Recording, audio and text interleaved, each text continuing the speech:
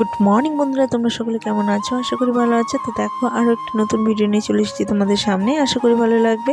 তো এই যে রেডি সেডি হচ্ছি, আমি যাব এক জায়গায়, কোথায় যাব সেটা পরেই দেখো।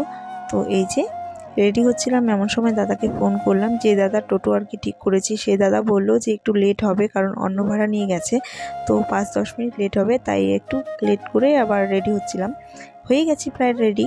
তো বরকে বলছিলাম যে তুমি যাবে না? ও বললো যে ঠিক আছে তোমরা যাও, আমি যদি পারি তো পরে আসবো। আর বাইকেই যেতাম, কিন্তু বাইকে যেতে পারবো না, শাশুড়ি যাবে, তো সেই কারণেই টোটোটা ভাড়া করা হয়েছে। কারণ যে বাড়িতে যাব সেই বাড়িতে শাশুড়িকেও নিয়ে যেতে হবে, তো সবাই মিলেই যাচ্ছি আর কি, দেখতেই পারবে। তো এই যে বেরিয়ে পড়লাম। আর এখানে আর একটা কাণ্ড হয়েছে, দেখো আমি একটা ব্লু কালারের জামদানি পরেছি, কিন্তু শাড়িটা শাড়িটার ভিতরে যে পেটিকোটটা ওটা ম্যাচিং হয়নি। কারণ কেন বলো তো, দুবাড়িতে জামা কাপড় রাখা থাকে, তো সেই কারণে না কোথাও যাওয়ার সময় জামা কাপড় খুঁজেই পাই না। বাপের বাড়িতে রাখা হয়, এদিকে আমার বাড়িতেও রাখা হয়, শাড়ি তো পরাই হয় না, সেই কারণে সায়া আর ব্লাউজ কোথায় রাখি সেগুলোই খুঁজে পাই না, আর শাড়ি তো পরিই না। যাই হোক, আজকে যেখানে যাব সেখানে একটু শাড়ি পরেই যাচ্ছি। আর দেখো রাস্তায় কতটা জ্যাম। তবে ওই রাস্তা থেকে না গিয়ে এই রাস্তা দিয়ে যাওয়া অনেক ভালো। তো দেখো কথা বলতে বলতে চলে এলাম, এটা হচ্ছে উত্তরকোনা। সেদিনই গেছিলাম মাকে নিয়ে হসপিটালে। তো এই যে আবার এই রাস্তাতেই চলে এসেছি। এখন যাব হচ্ছে তোমার আমি যাব ফুলবাড়িতে, কারণ যেখানে যাচ্ছি সেটা হচ্ছে ফুলবাড়ি।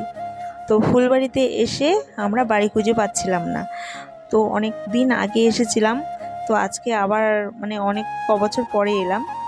তো পিসি মানে যে বাড়িতে এসেছি সেটা হচ্ছে আমার পিসি শাশুড়ি বাড়ি। তো পিসি শাশুড়ি এখানে থাকে না, তাদেরকে চিনেও না অনেকে, তো ফোন করে আবার মানে ঠিক জায়গায় এসে পেয়ে গেছি। তো পিসি এসেছিল বাইরে থেকে বলতে, তার ছেলে মানে পিসির ছেলে এখানে পড়াশোনা সূত্রেই থাকে, তো বছরে 2-3 বার আসে। তো এবারে আর আমাদের বাড়িতে যেতে পারেনি। তো এই যে আমার ননদও চলে এসেছে, তো ননদের মেয়েকে একটু কোলে নিলাম। আর এদিকে পিসি তো অস্থির হয়ে গেছে যে কি খাওয়াবে কি না, অনেক কিছু রান্না করে রেখেছে। পিসি এখানে তেমনভাবে তো থাকে না, তাই সংসারটাকে তেমনভাবে গুছিয়ে রাখেনি, মানে অল্প বাসন, তবু আমাদেরকে দেখো কত কষ্ট করে সব এত কিছু রান্না করেছে। তো থাকে না, যেহেতু এত সংসারে জিনিস বাড়িয়েও লাভ নেই, শুধু পিসির ছেলে থাকে, আর পিসির ছেলেকে রান্নাবাড়ি করে দেওয়ার জন্য লোক রয়েছে। কিন্তু রান্নাবাড়ি মানে পিসি এসেছে 1 মাস হয়ে গেছে, তো রান্নাবাড়ি যে করে তাকে আর কি বলেছে যে 1 মাস রান্না করতে হবে না, মানে পিসি নিজে হাতে তার ছেলেকে রান্না করে খাওয়াবে, স্বাভাবিক। কারণ ছেলে একা একা খায় কি না সেটা একটা চিন্তা থাকে। তো মা এসেছে, ভাবছে যে নিজে হাতে কিছু রান্না করে খাওয়াবে ছেলেকে, সেই কারণে। আর আজকে পিসি আমরা আসবো থেকে কত কিছু রান্না করেছে। তো পিসি বললো খাওয়া দাওয়া করো, তোমাদেরকে এক জায়গায় নিয়ে যাব। তো সেই জায়গায় চলে এসেছি, দেখো খুব সুন্দর একটা জায়গা, দেখতে পারবে তোমরা। আর দেখো এটা হচ্ছে একটা মন্দির, তো মন্দিরের পাশে একটা ডালিম গাছ রয়েছে, প্রচুর ডালিম ধরে রয়েছে, কিন্তু দেখলাম এখানে কেউই ধরে না, কোনো বাচ্চারাই ধরে না, নাহলে যদি ধরতো তো এত ডালিম থাকতো না। খুব সুন্দর ধরে রয়েছে গাছটাতে। তো আমার মেয়ে ছেঁড়ার জন্য পাগল হয়ে গেছে, বললাম যে না ছিঁড়তে হবে না, কারণ বকা দিতে পারে। আর এটা ছিল মন্দিরের গাছ। তো এই যে এটা একটা নতুন ঘাট হয়েছে, পিসি সেটাই দেখাতে নিয়ে এসেছে। তো এখানে এসে খুব সুন্দর একটা জিনিস দেখতে পেলাম। এই যে দেখো চৈত্র মাসে তো দেল পুজো হয়, তো এই যে দেল ঠাকুর স্নান করানো হচ্ছে। এর আগে কখনো দেল ঠাকুরকে স্নান করাতে দেখিনি, এমনি পুজোটা দেখেছি, স্নান করাতে দেখিনি, সেই কারণে এসে একটা ভালো একটা দর্শন পেলাম। আর যেটা বলছিলাম, তো পিসি এসেছে 1 মাস হয়েছে, এই কারণে পিসির ছেলের পরীক্ষা ছিল মার্চের লাস্টের দিকে, মানে ইংলিশ মিডিয়ামের পরীক্ষাগুলো তো লাস্টেই হয়, মার্চের দিকে হয়, তো সেই কারণে আর সময় পাইনি দেখে যেতে পারেনি। আর দেখো এখানে দেলে মেয়ে ছেলেরাও নেমেছে, তো এখানে প্রচণ্ড নাচানাচি হচ্ছিল, ডিজে এনেছিল, খুব আনন্দ করছিল, কিন্তু এর আগে কখনো দেখিনি মেয়ে ছেলেদেরকে দেলে নামতে। আমাদের এদিকে তো তোমার ছেলেরাই করে, তবে মানত থাকলে হয়তো করতে পারে। আর ননদ ছিল, আমি ছিলাম, সবাই মিলে গেছিলাম মন্দির দেখতে। এটা হচ্ছে মন্দিরটা সত্যি খুব সুন্দর। এটা ছিল বাইরেটা, ভিতরেও ঢুকবো, দেখাবো তোমাদের। আর এদিকে আমার মেয়ে তো খুবই চঞ্চল, মানে ও কোথায় যাবে কোথায় না, কি ছিঁড়বে কি না এমন করে দৌড়ে দৌড়ে বেড়াচ্ছিল, তার মধ্যে আর ননদের মেয়েও ওকে দেখে ওর পিছে পিছে সেগুলোই করছে, ও যেগুলো করছে। তো এই ব্রিজটা দেখছো, এই ব্রিজটা কিন্তু যখন আমরা কলকাতা যাই বা কলকাতা থেকে আসি তখন ওই ব্রিজটার উপর দিয়েই যেতে হয়। আর ওই ব্রিজটা দিয়েই কিন্তু নৌকাঘাটের ব্রিজটা দেখা যায়।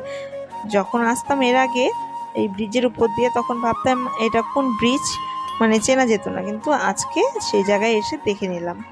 তো এই যে মন্দিরের ভিতরে ঢুকে গেছি। তো মন্দিরের ভিতরে এটা ছিল রাধাকৃষ্ণের মন্দির, খুবই সুন্দর ভিতরটা, বাইরেটাও যেমন সুন্দর ভিতরটাও তেমন সুন্দর। মন্দিরের ভিতরটা হচ্ছে এই যে দেখো কত সিনারি আর্ট করা রয়েছে, এগুলো সব সিমেন্টের কারুকার্য করা। যে এই সুন্দর আর্টগুলো করেছে তার মধ্যে যে কতটা ট্যালেন্ট রয়েছে সেগুলোই এখানে প্রতিভা ফুটে উঠেছে আর কি। আর দেখো পিসি বললো যে চলো মন্দিরের ভিতরটা দেখলে মন প্রাণ জুড়িয়ে যাবে। সত্যি মন প্রাণ জুড়িয়ে গেছে, অসাধারণ হয়েছে আর্টগুলো দেখে, তো সত্যি খুব ভালো লাগছে। আর এই যে দেখো রাধা সখীদের নিয়ে স্নান করছে, কৃষ্ণ এখানে বাঁশি বাজাচ্ছে, আর অনেক রকমের সিনারি ছিল, প্রত্যেকটা তো জানি না, সেই কারণে আর প্রত্যেকটা দেখে বলতে পারিনি তোমাদেরকে। তোমরা যারা জানো কমেন্ট করো। আর এটা হচ্ছে মন্দিরে কি মানে চূড়াটা, তো চূড়াটা সুন্দর মহাকাশ, আর চারিদিকে মন্দিরের মানে ছবি দিয়ে ঠাকুরের ছবি ছিল। আর এই যে এটা মূর্তিটা। আর এই তো মেয়েকে বলছিলাম আসো বাবা একটু ফটো তুলি, তো মেয়ে তো আমার কথা শুনবে না, এই যে চলে এসেছি বাড়িতে। একটা মোটি মোটি এই যে মোটির মা, মোটির পিসি, এই যে এটা মোটি বৌদি।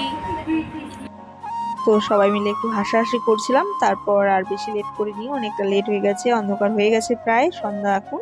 তো আমার ননদদেরকে গাড়িতে উঠিয়ে দিলাম, আর তারপর আমরাও বেরিয়ে পড়লাম।